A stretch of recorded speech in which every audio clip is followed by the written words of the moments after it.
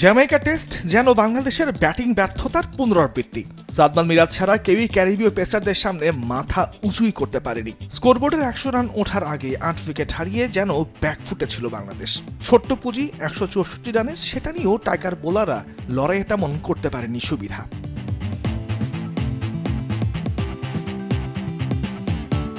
ক্যারিবীয় দুই ওপেনার শুরু থেকে ধীর স্থির, যদিও গতির ঝল তুলে নাহিদ রানা মিকাইল লুয়ের উইকেট তুলে নেয়।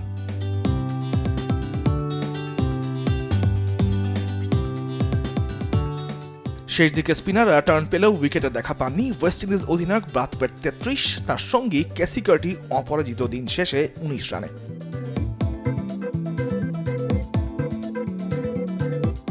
এর আগে ২ উইকেটে ৬৯ রান নিয়ে দিনের শুরুটা মন্দ ছিল না বাংলাদেশের।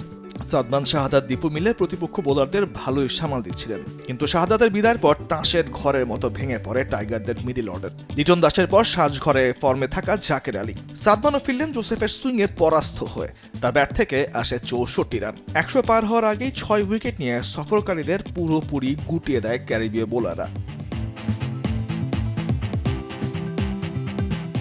ক্যাপ্টেন মিরাজ ও তাইজুল জুটি করার চেষ্টা করেন, তারাও যোগ করেন ৪১ রান।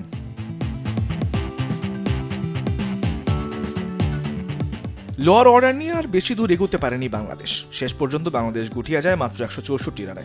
সাদমানের ৬৪, শাহাদাতের ২২ রানের পর মেহেদী মিরাজের লড়াকু ৩৬ আর তাইজুল ইসলামের দিন শেষে ১৬। এর বাইরে ২ অঙ্কের রানের ঘরে পৌঁছতে পারেনি কোনো টাইগার ব্যাটার। ১৫ ওভারের বেশি বল করে সিলস মাত্র ৫ রানে তুলে নিয়েছেন ৪টি উইকেট। তামিমুর রহমান, স্পোর্টস ডেস্ক, দেশ টিভি।